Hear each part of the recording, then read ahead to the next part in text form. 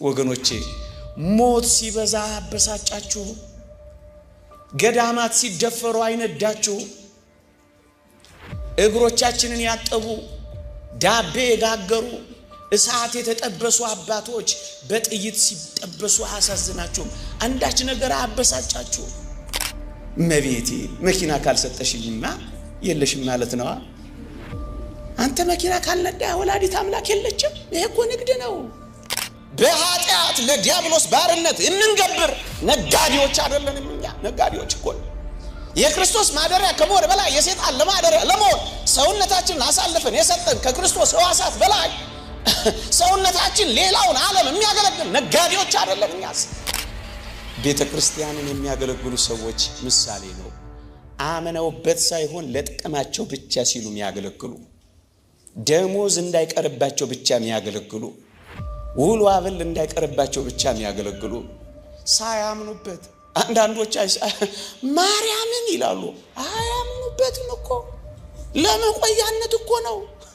ማርያም አዛኛል ይሏል። አንዳንድ ቦታ ገጥሞኛል።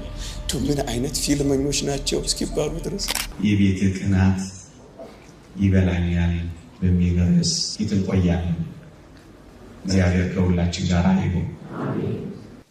ጌታችን አገልግሎት ሲጀምር 4 ፋሲካዎች ነበሩ እስከ ስቅለቱ ድረስ።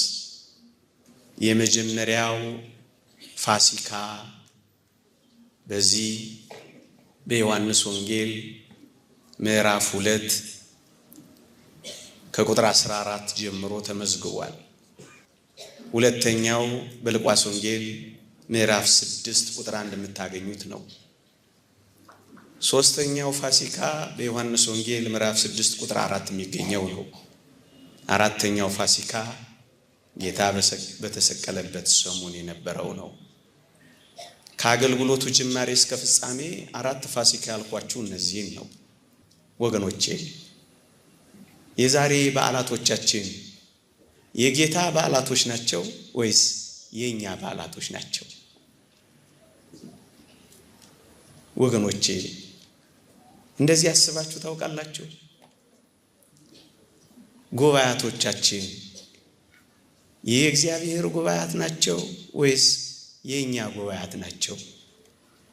ታስታውሳላችሁ? እስራኤል በበደሉ ጊዜ ሕዝቤ ይላቸው እንዳልነበረ ሕዝብህ እንዳላቸው ታስታውሳላችሁ? እኔ ያስፈራኛል። እግዚአብሔር እኔና እናንተን ሕዝቦቼ ይለን ይሆን ዛሬ? ባሮቼ አገልጋዮቼ ይለን ይሆን ዛሬ? እኔ ያስፈራኛል። ጳጳሳቶቼ ይል ይሆን ዛሬ እግዚአብሔር?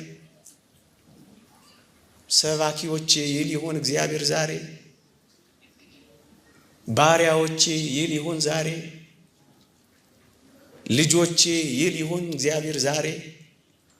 ወገኖቼ የኛ ጾም ነው፣ የጌታ ጾም ነው። ይሄ በጣም ያስፈራል። ያ አይሁድ ፋሲካ የሚለው ቃል ይሄንን ያሳያል።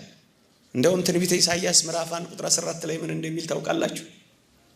መባቻችሁንና በዓላቶቻችሁን ነፍሴ ጠልታለች፣ ሸክምም ሆኖብኛል ይላል።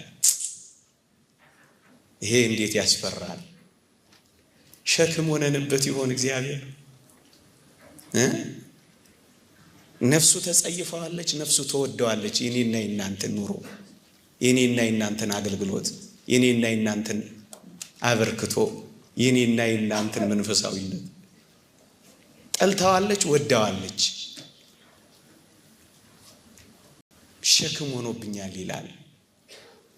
ይህ እንዴት ያስፈራል!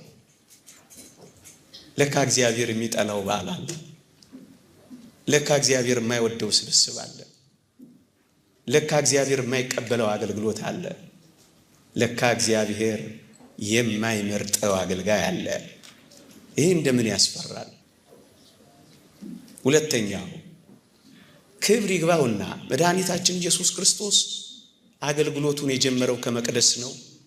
አገልግሎቱንም የፈጸመው በመቅደስ ነው።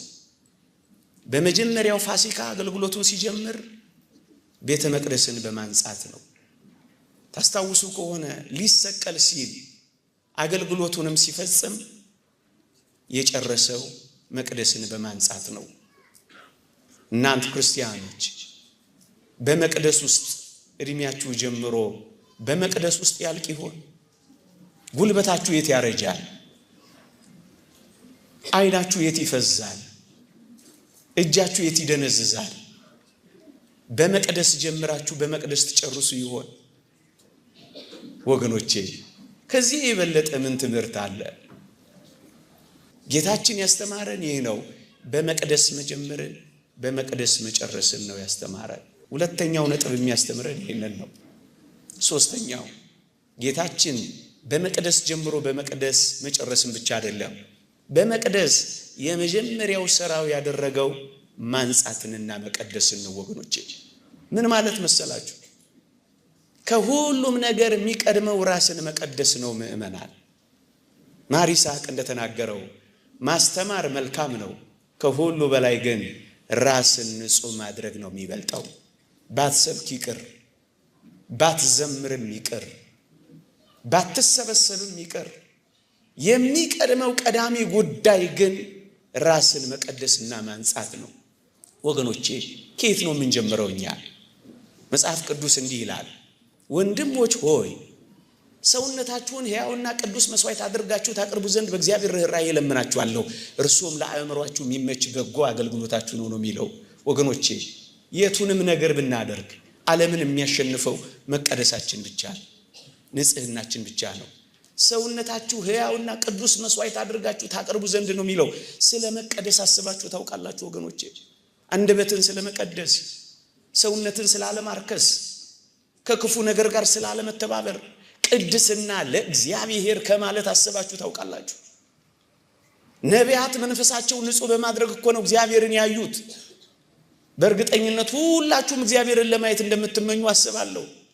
የእግዚአብሔር ቃል እንዲህ ይላል፣ ትቀደሱም ዘንድ ፈልጉ፣ ያለ እርሱ ጌታ ሊያይ የሚችል የለም ይላል። እግዚአብሔርን ማየት ከወደድን መቀደስ አለብን ወገኖቼ። ለዚህ ነው በመቀደስ የጀመረው፣ ለዚህ ነው በማንጻት የጀመረው፣ ለዚህ ነው እርኩስን ነገር ከማባረር የጀመረው። ወገኖቼ በቀን ስንት ጊዜ ትቀደሳላችሁ ወገኖቼ? መጽሐፍ ቅዱስ ግልጽ ትምህርት ነው የሚናገረው። እግዚአብሔርን በመፍራት ቅድስናን ፍጹም እያደረግን ስጋንና ነፍስን ከሚያረክሱ ነገሮች ራሳችንን እንለያለን ይላል ቅዱስ ጳውሎስ። ራሳችሁን ለዩ ምእመናን። እግዚአብሔር በዋናነት ከኛ የሚፈልገው መቀደሳችንን ነው። እግዚአብሔርን የምታገኝ ነፍስ የተቀደሰች ነፍስ ናት። ለዚህ ነው በኦሪትም በሐዲስም ስለ ቅድስና በሙሉ የሚናገረው ወገኖቼ።